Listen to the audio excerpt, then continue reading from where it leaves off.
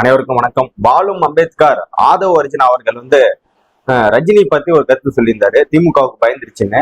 அதுக்கு ரஜினி கண்டனம் தெரிவிச்சது மட்டும் இல்லாம தமிழ்நாட்டில் உள்ள முக்கிய தலைவர்களும் முக்கிய நிர்வாகிகளும் எல்லாரும் ஒட்டுமொத்த பேரும் அவங்க கட்சியில உள்ளவங்களே சொல்ல போனா கொந்தளிச்சிருக்காங்க.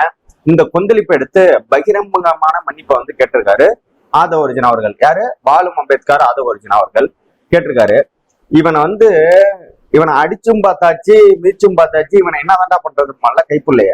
அதே போலதான் இந்த ஆளு வாய்ஸ் ஆஃப் காமன் ஒரு நிறுவனத்தை தொடங்கி திமுகவுக்காக வேலை பார்த்து திமுக கட்சியில எல்லா வேலையும் பார்த்துட்டு உள்ளடி வேலையெல்லாம் கொஞ்சம் பார்த்தாரு. அதெல்லாம் இங்க எடுபடலன்னோட திமுக எம்பி சீட்டு கேட்கிறாரு. எம்பி சீட்டு கேட்டோட கொடுக்கல. ஏன்னா இவனுக்கு தெரியாது, இந்த யோக்கியவானுக்கு எவன் சீட்டு கொடுப்பான், அதனால கொடுக்கலன்னொன்னு அந்த கோவத்தை காட்டுறதுக்கு பிசிகேல, அதாவது அண்ணன் திருமாவளவனுடைய கட்சியில போய் விடுதலை சிறுத்தைகள் ஜாயின் பண்ணிட்டு அதுல இருந்துகிட்டு பல்வேறு குளறுபடிகளை செஞ்சாரு. அதாவது ரெண்டு கட்சி கூட்டணிகளை பிளவு ஏற்படுத்துறது போல பல்வேறு செயல்முறை செஞ்சாரு. நம்ம அது செஞ்சது மட்டும் இல்லாம அந்த கூட்டணியை எப்படியாவது உடைச்சு விட்டுறணும் அப்படிங்கிற ஒரு அஜெண்டாவை வச்சுக்கிட்டு எவ்வளவோ போராடி பார்த்தாரு. முடியலன்னொன்னே அண்ணன் திருமா அவர்கள் ஒரு ஆளுமை தலைவரா மிக சரியான ஒரு முடிவு எடுத்தாரு. கட்சியை விட்டு தற்காலிகமா நீக்கம் தான் செஞ்சாரு.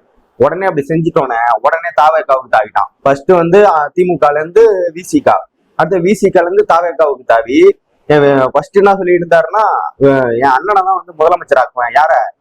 அண்ணன் திருமாவளவன்ல முதலமைச்சர் ஆக்குவேன். ஏன் யாராருக்கோ தகுதி இருக்கப்ப என் அண்ணனுக்கு இல்லையா பண்ணோம். சரி ரைட்டுப்பா நீ ஆக்கு அப்படின்னு சொல்லி பேசிட்டு இருக்கும்போது திடீர்னு பார்த்தா அடுத்த நாள் காலையில எழுந்து நான் விஜய முதல்வர் ஆக்குவேன். எப்படி? ஏற்கனவே விடுதலை சிறுத்தையில இருந்த வரைக்கும் அண்ணனை இவர் ஆக்குவோம் இங்க முதலமைச்சரா, அங்கிருந்து இங்க விஜய் அவர்களை முதலமைச்சர் ஆக்குவேன், ஒட்டுமொத்த தமிழ்நாடே எங்க அண்ணன் விஜய் நம்ம பின்னாடிதான் நிக்குது அப்படின்னு சொல்லி ஒரு கதையை விட்டு தெரிஞ்சான். இவனோட பருப்பு எடுபடலன்னோட இப்ப என்ன பண்றான், ஒரு கான்ட்ரவர்சியா மாத்துறான். அவன் எது பேசினாலும் அதை ஒரு பெரிய பிரச்சனையா பிரளயமா மாத்துறது, எல்லார பத்தி அவதூறு. ஏற்கனவே பாத்தீங்கன்னா விஜய் அவர்கள் சைக்கிள்ல உங்களுக்கு தானே ஓட்டு போட்டாரு, அதாவது கருப்பு சிவப்பு சைக்கிள்ல உங்களுக்கு தானே ஆதரவு தெரிச்சாரு, அவரையே நீங்க எதுக்குறீங்களா அப்படின்னு ஒரு கான்ட்ரவர்சி. அதே போல பல்வேறு இதை பேசி விட்டுட்டு எதுக்கு எடுத்தாலும் திமுக அரசு, கரூரா திமுக அரசு, இளைஞர்களை புரட்சி பண்றேன் அப்படின்னு சொல்லி எல்லா பசங்களையும் தூண்டி விடுறது, நல்வழிப்படுத்துவாங்களா எல்லாரும் அரசியல்ல. இவனுங்களெல்லாம் ஏதாவது பண்ணி விட்டு கேஸ் வாங்க வச்சிடலாம், இவங்களை ஏதாவது தூண்டி விட்டோம்னா அப்படியே அவனுக்கு இதாயிடுவானுங்க, டைவெர்ட் ஆயிடுவானுங்க அப்படின்னு சொல்லிட்டு சில வேலையெல்லாம் பார்த்தான்.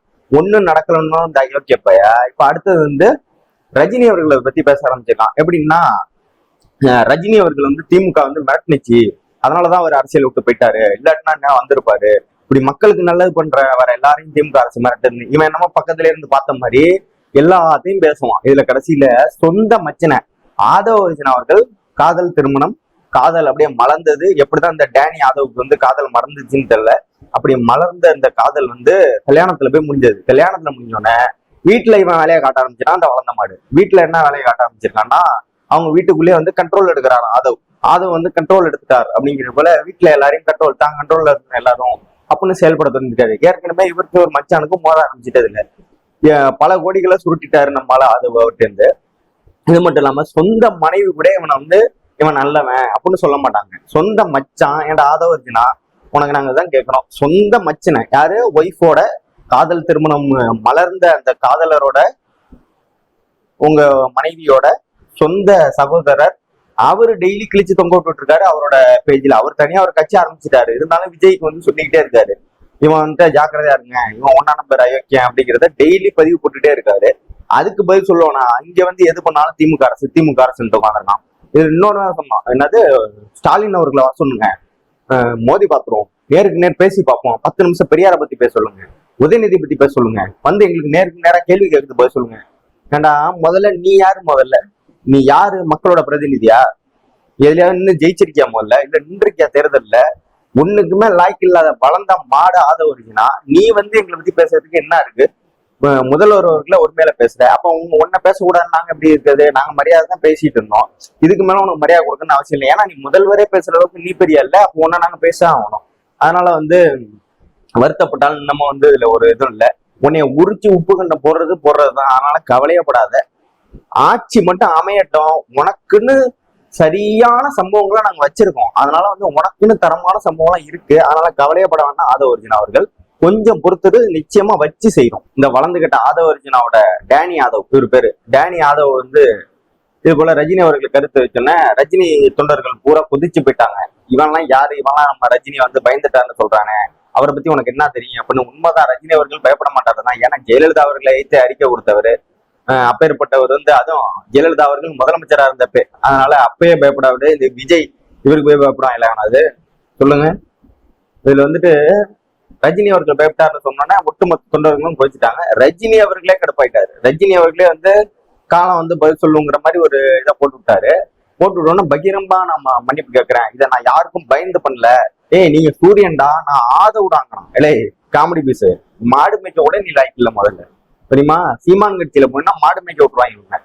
அது அந்த அளவுக்கு தான் உன்னோட மூளை. இதை வச்சுக்கிட்டு உன்னைய இதுல இன்னொரு காமெடி என்னன்னா, திமுக தான் இவனை அனுப்பிச்சு வச்சிருக்கான்.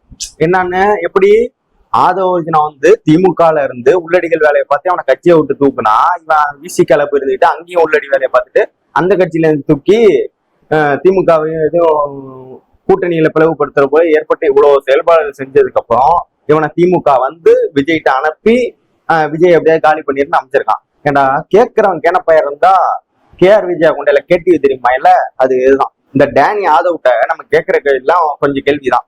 நீ வந்துட்டு முதலமைச்சர் ஸ்டாலின் அங்கெல்லாம் போக வேண்டாம், திமுக தொண்டை நாங்க இங்க இருக்கோம், நீ இங்க வா.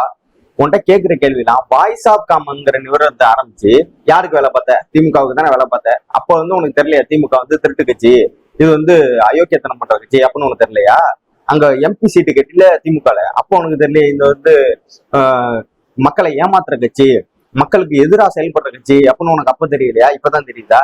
ஏன்டா எவ்வளவு பிராடுக்கிற பையன் இவன், 1ஆம் நம்பர் திருட்டு பையன் இவன்லாம். இவனை எல்லாம் வந்து நீ வந்துப்பா, நீ இப்ப வருகிற தேர்தல்ல ஏதோ ஒரு சட்டமன்றத்துல நிக்க போறேன்னு கேள்விப்பட்டேன். அந்த தொகுதியில நீ வந்து டெபாசிட் மட்டும் வாங்கு. நீ ஓட்டு கூட இது வேணா வாங்க வேண்டாம், நீ ஜெயிக்கல வேண்டாம், டெபாசிட் வாங்கு. நீ அதுக்கப்புறம் பேசுறதுக்கு முதல்ல வா. நீ என்னமா பெரிய புடுங்கி மாதிரி வந்து உட்காந்துக்கிட்டு ஸ்டாலினை கூப்பிடுங்க, உதயநிதி ஸ்டாலின் கூப்பிடே, நீ வாடா இங்க வாடா, நாங்க எங்கள்கிட்ட வந்து பேசு, நீ அங்க போற, நீ இங்க வா எங்கள்கிட்ட பேசி ஜெயி. நீ அதுக்கப்புறம் அங்க போயிடலாம். தமிழ் பேச தெரியுமாடா உனக்கு? முதல்ல தமிழ் பேச வருதா முதல்ல உனக்கு?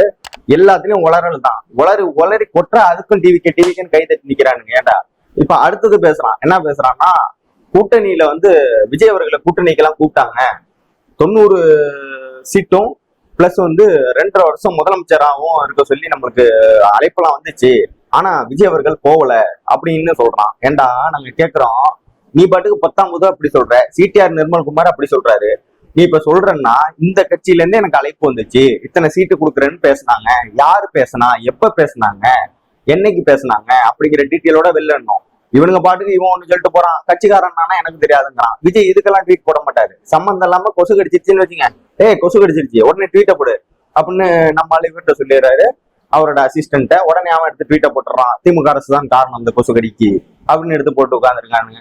இந்த தேர்தல்ல 2026 இப்போ வருகிற சட்டமன்ற தேர்தல்ல முறிச்சு உப்பு தடவை போறது நிச்சயமா, அது ஆதவ அர்ஜுனாவை முறிச்சு உப்பு தடவை போறோம்.